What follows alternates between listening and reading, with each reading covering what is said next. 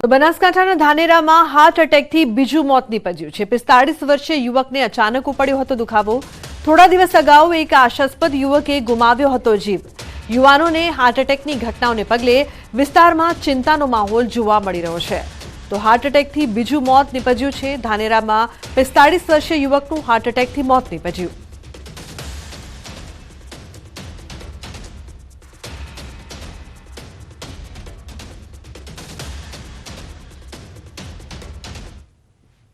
તો સુરેન્દ્રનગરના લખતરમાં રખડતા ઢોરોનો આતંક જોવા મળી રહ્યો છે। મોચી બજાર વિસ્તારમાં બે આંખલાઓ યુદ્ધે ચડતા લોકો સહિત વાહન ચાલકોમાં નાસભાગ મચી। શહેરી વિસ્તારમાં અવારનવાર આંખલાઓ બાખડતા વેપારીઓ સહિત વાહન ચાલકો રાહદારીઓમાં ફફડાટ ફેલાયો છે। તંત્ર દ્વારા શહેરમાં રખડતા ઢોરો પાંજરે પૂરવામાં નહીં આવતા લોકોમાં રોષ જોવા મળ્યો। યુદ્ધ કરતા આંખલાઓને ભારે જહેમત બાદ લાકડી વડે જુદા પાડવામાં આવ્યા।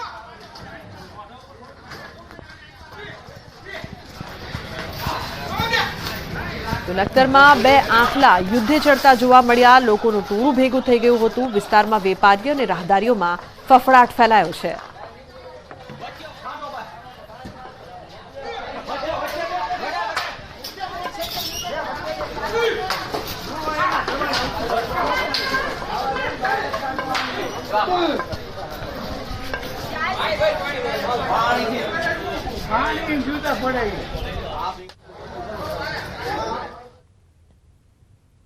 સુરતના ધામણોદ ગામે બે જૂથો વચ્ચે ઘર્ષણ સર્જાયું। એક જ સમાજના બે જૂથો વચ્ચે મારામારી જોવા મળી। બાઇક પર ટ્રક ચડાવી દેવાના આક્ષેપ બાદ મારામારી થઈ। લાકડીઓથી બંને જૂથોના શખ્સો વચ્ચે ઘર્ષણ। અથડામણ દરમિયાન 7 જેટલા વ્યક્તિઓને ઈજા પહોંચી છે। ઈજાગ્રસ્તોને સારવાર માટે કોસંબા અને કામરેજ ખસેડાયા છે। ઘટનાની જાણ થતાં સ્થાનિક પોલીસ કાફલો પહોંચ્યો। પોલીસે બંને પક્ષોની ફરિયાદ નોંધીને કાર્યવાહી હાથ ધરી છે।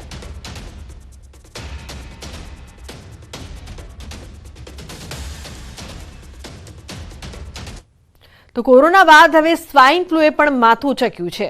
વડોદરામાં સ્વાઇન ફ્લુથી 57 વર્ષીય દર્દીનું મોત નીપજ્યું। 57 વર્ષીય તુષાર ચંદ્રકાંત શાહ છેલ્લા ઘણા દિવસોથી કેન્સર, હૃદયરોગ તેમજ હાઇપરટેન્શન સહિતની બીમારીથી પીડાતા હતા અને ખાનગી હોસ્પિટલમાં સારવાર આપ્યા બાદ સયાજી હોસ્પિટલમાં સારવાર દરમિયાન તેમનું મોત નીપજ્યું। સ્વાઇન ફ્લુથી એક દર્દીનું મોત થવા છતાં હોસ્પિટલનું તંત્ર ઘોર નિંદ્રામાં છે। જ્યાં માસ્ક ફરજિયાત હોય ત્યાં પણ કર્મચારીઓ માસ્ક નથી પહેરતા।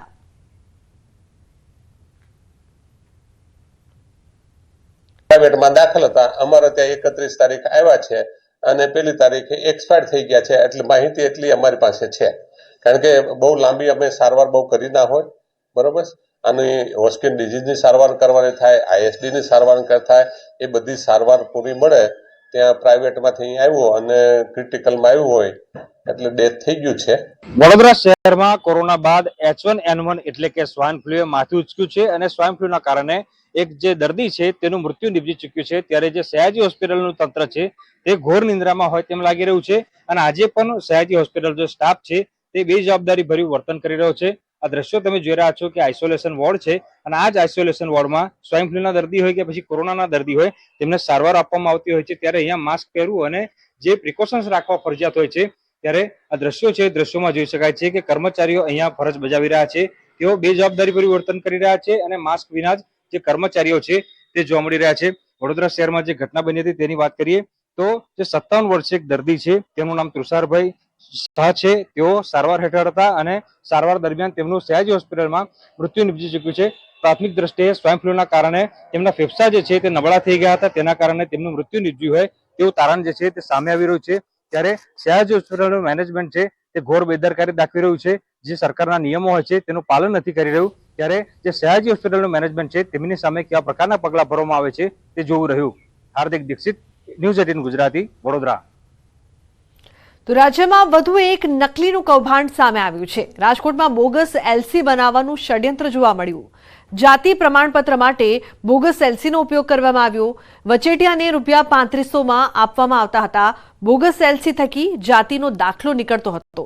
તો વિકસતી જાતિ વિભાગના અધિકારીને શંકા જતા તપાસ નાયબ નિયામક અધિકારી ષડયંત્રનો કર્યો પર્દાફાશ। શંકાના આધારે તપાસ કરતા સમગ્ર ષડયંત્રનો ઘટસ્ફોટ થયો છે।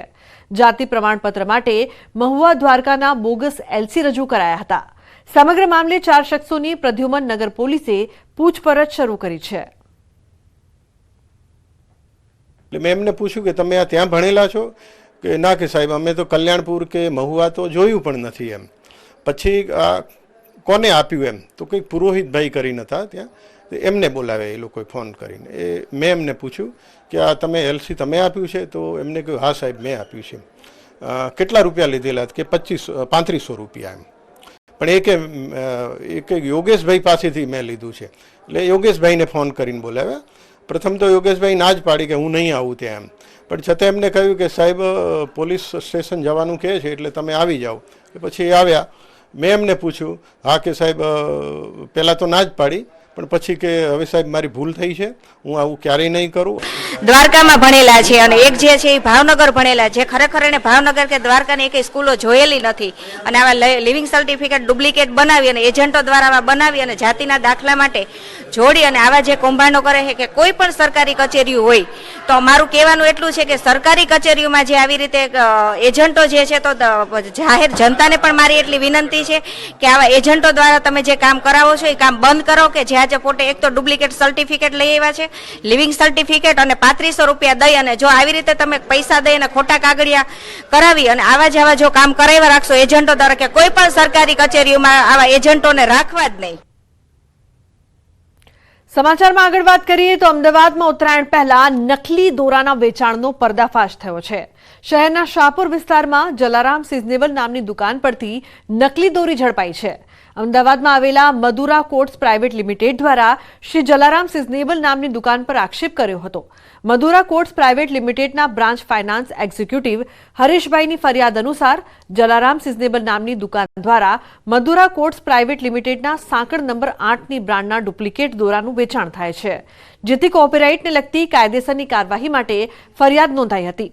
સાંકળ 8ની બ્રાન્ડનું ડુપ્લિકેટ દોરાનું વેચાણ કરતી આ દુકાન અમદાવાદના શાહપુર વિસ્તારમાં આવેલી છે. આ દુકાનમાં પોલીસ દ્વારા તપાસ કરવામાં આવતા સાંકળ 8ના ઓરિજિનલ અને ડુપ્લિકેટ માલ મળી આવ્યા હતા. ત્યારે આ મામલે તમામ ડુપ્લિકેટ માલ સહિત 72,000નો મુદ્દામાલ કબજે કરાયો છે.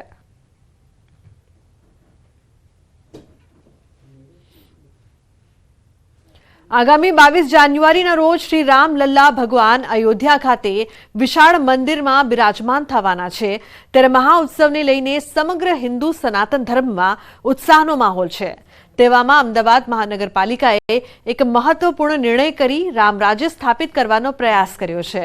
અમદાવાદ શહેરના અનેક વિકાસલક્ષી પ્રોજેક્ટ જેવા કે તળાવ, ગાર્ડન અને બ્રિજના નામ રામાયણના પાત્રો પર કરવાનો નિર્ણય કરાયો છે.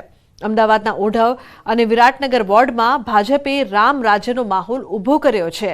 શહેરમાં આવેલા પાર્ટી પ્લોટ, ગાર્ડન, તળાવ, ફુવારા, લાઇબ્રેરી અને બ્રિજ આમ કુલ 9 પ્રોજેક્ટના નામાભિધાન રામાયણના પાત્રોને આધારે રાખવાનો નિર્ણય કરવામાં આવ્યો છે.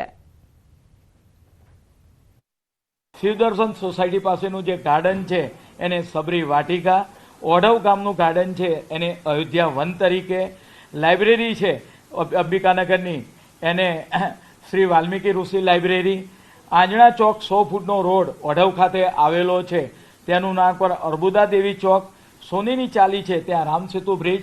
આમ અલગ અલગ ગાર્ડન હોય, લાઇબ્રેરી હોય, ચોક હોય, આવાનું નામકરણ સ્ટેન્ડિંગ કમિટીમાં કરવામાં આવ્યું છે. તો બુલેટિનમાં હાલ બસ આટલું જ. તમામ મહત્વપૂર્ણ સમાચાર માટે આપ જોતા રહો ન્યૂઝ 18 ગુજરાતી. નમસ્કાર.